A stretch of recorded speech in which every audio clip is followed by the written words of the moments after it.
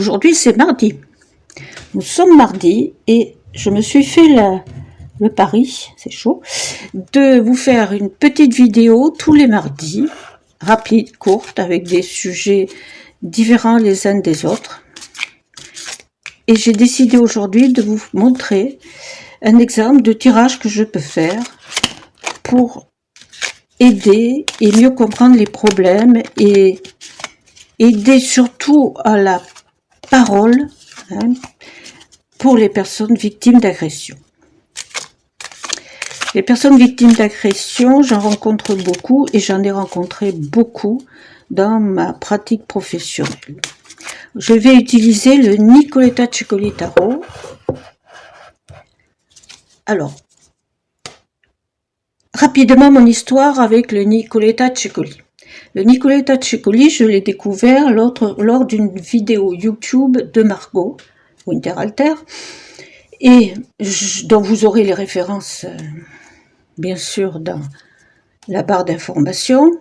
Et je m'étais dit que ce n'était pas un tarot pour moi parce que les illustrations des cartes me gênaient. Elles me semblaient trop difficiles, vous voyez, à voir sous les yeux. Et puis, un jour, j'ai eu face à moi un patient très compliqué, avec quand même un gros problème pathologique et psychiatrique, je dirais. Et je me suis dit que tirer les cartes dans ces conditions-là, tout d'un coup, l'évidence m'est apparue avec l'utilité et ce que je pourrais faire dans des circonstances pareilles avec le Nicoletta Ceccoli. Donc, à Noël, j'ai demandé un Nicoletta Ceccoli. Comme j'ai un mari très gentil, il m'a offert un Nicoletta Ceccoli ce Noël. Et depuis, je travaille avec ce Nicoletta Ceccoli pour toutes les situations d'agression, qu'elles soient sexuelles, physiques, verbales, harcèlement scolaire, harcèlement au travail, les agressions physiques aussi, notamment les femmes battues, les enfants battus, enfin bref. Et bien sûr, les agressions sexuelles. Là, je fais un tirage que je vais envoyer ensuite sur Podia à une consultante qui a été victime d'agressions sexuelles. Et comme je ne vais pas parler d'elle, ni vous la montrer en vidéo, j'ai l'autorisation de partager ce tirage avec vous. Alors, je vais pratiquer ce que Sylvie Aguilar de Papote et Lunaison appelle un tirage contextuel conversationnel.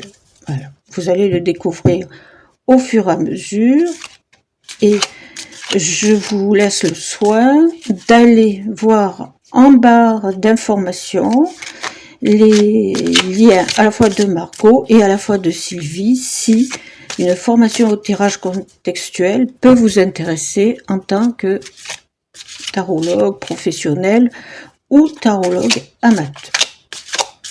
Alors, je parle de X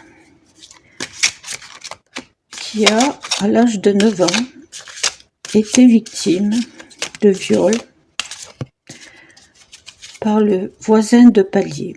Celui-ci, sachant que le père travaillait de nuit et que la mère fréquentait les bistrots du village la nuit, il savait que la gamine était seule à la maison. Et 2 fois de suite, il en a profité.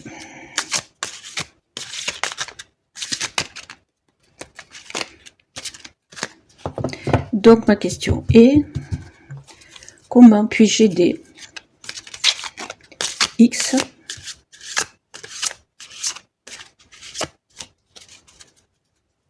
dans un travail psychothérapique ou pas, parce que c'est pas forcément le moment, dans ce travail par rapport à cette blessure d'enfance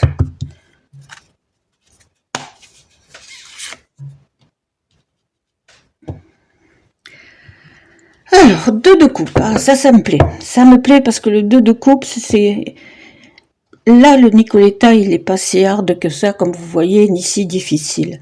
C'est deux personnes qui se soutiennent, qui s'entraident. Donc à la question, est-ce que je peux aider cette personne? Est-ce qu'il serait utile pour elle et moi de travailler ensemble?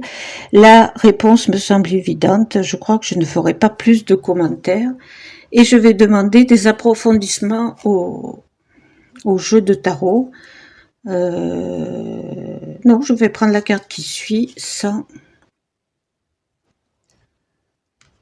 Alors, mon interprétation par rapport à ce 4 de bâton. Le 4 de bâton, c'est tout ce qui est... c'est l'élément feu. Hein, le 2 de coupe, c'est tout ce qui est émotionnel, etc. Le 4 de bâton, c'est l'élément feu. Et nous avons sur cette carte, 2 secondes, je regarde, quelle bêtise fait mon chat. Mais qu'est-ce que tu as fait tomber encore? C'est pas vrai. Bon, me revoilà. Alors, avec le 4 de bâton, moi, je dirais que c'est quelqu'un qui a subi des coups et qui fuit les coups, mais qui est toujours persécuté, soit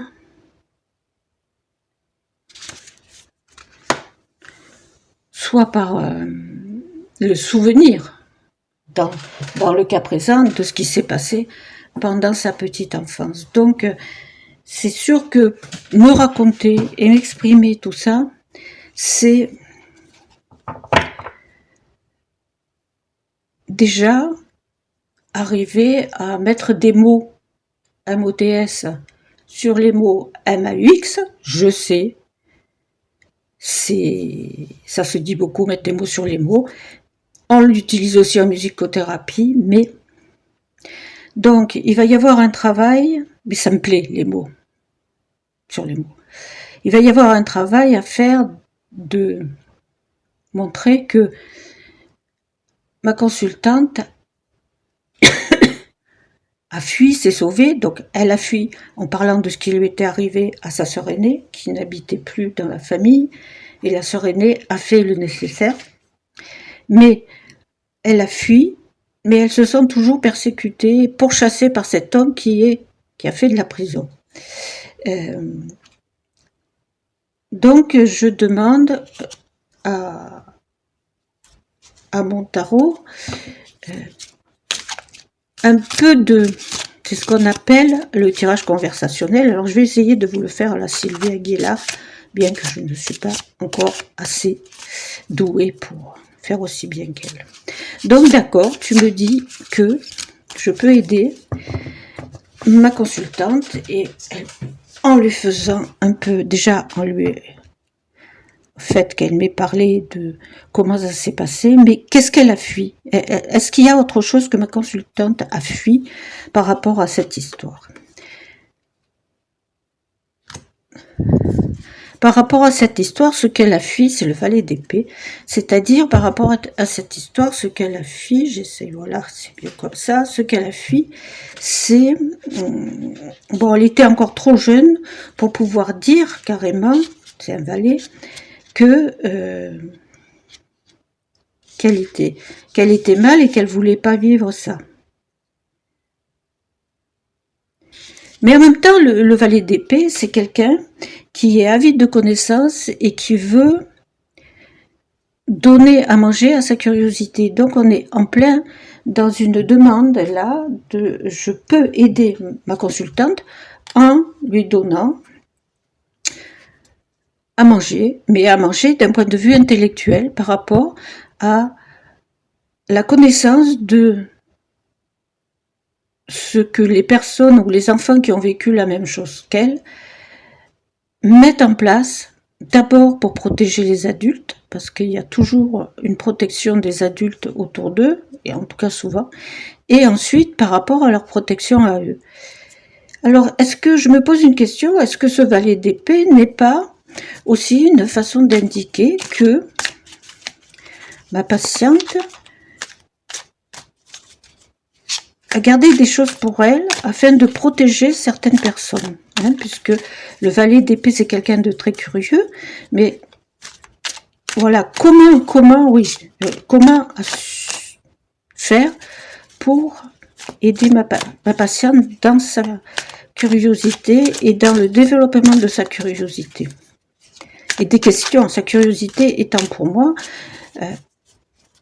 le résumé de toutes les questions qu'elle peut se poser depuis cette agression.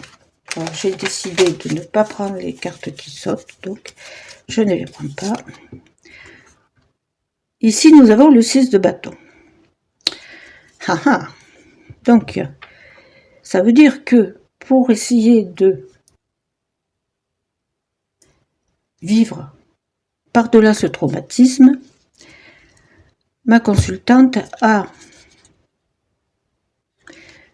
pris de la distance, peut-être d'une part par rapport aux personnes, à la personne en question, à l'agresseur en question, mais aussi par rapport à d'autres personnes. Mais moi, je pense plutôt qu'une fois que son objectif a été atteint, inconscient, enfant, c'est-à-dire une fois qu'elle a parlé, elle s'est refermée, elle a vécu les conséquences du fait d'avoir dit ce qui se passait pour elle, donc elle a été protégée, oui.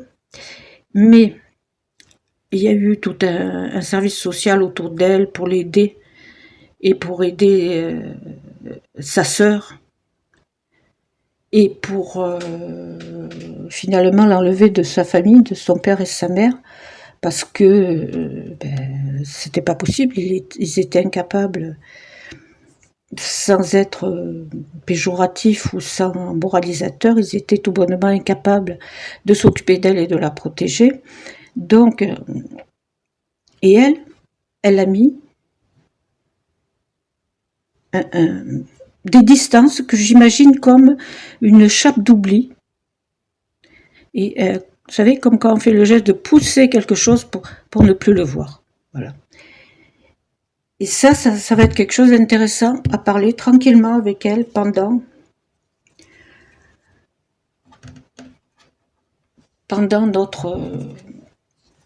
nos séances de psychothérapie. Voilà. Je crois qu'il n'est même pas la peine de cartes supplémentaires. Je vais en tirer une pour le fun, mais je crois que le principal de mon travail, ça va être ça. Ça va être d'amener, d'une part, la petite fille de l'époque à comprendre que l'agresseur c'est l'autre et que l'agressée c'est elle, de comprendre qu'on ne fait pas ça et des choses pareilles à une enfant de 9 ans, et de comprendre et d'admettre aussi que ses parents n'avaient pas à être protégés parce qu'ils n'ont pas eu la possibilité de l'aider et de la surveiller et de faire que ça se passe pas ces choses-là, mais en même temps de lui faire comprendre de lui faire admettre qu'elle oscille entre ce qu'elle reproche à ses parents et qu'elle a gardé enfoui entre elles, et l'amour que la petite fille de 9 ans n'a pas pu continuer à avoir de ses parents, et que cet amour qu'elle pensait avoir de ses parents, en fait, c'était un amour pas suffisamment important pour que sa mère soigne son alcoolisme et que son père arrive à la protéger même en travaillant de nuit. Il y avait des solutions. Mais ce qui reste évident quand même, c'est qu'elle, en tant que petite fille, comme tous les enfants victimes d'abus, c'est elle qui s'est sentie coupable. Et tout le travail de la psychothérapie va être de passer par un état de reconnaissance de parents impuissants parce que ce sont deux êtres humains avec leurs qualités, leurs défauts et leurs impuissances et leurs manques et leurs incapacités. Donc, je vais tirer une dernière carte pour voir.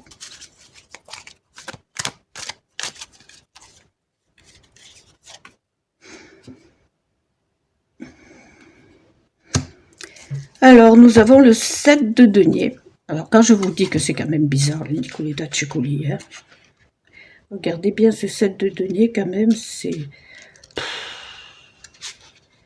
Voilà. Alors dans le livret, je regarde le livret par rapport au set de deniers.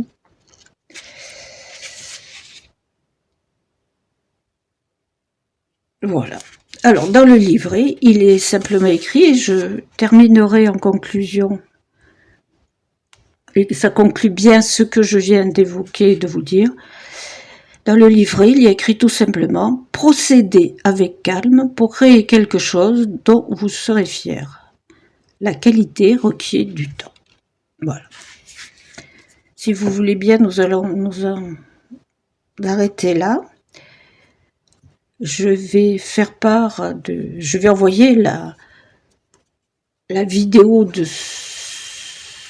d'aujourd'hui à ma consultante et nous allons envisager un travail ensemble. Bien entendu. N'hésitez pas... Alors, est-ce que je vais avoir toutes les cartes là, presque?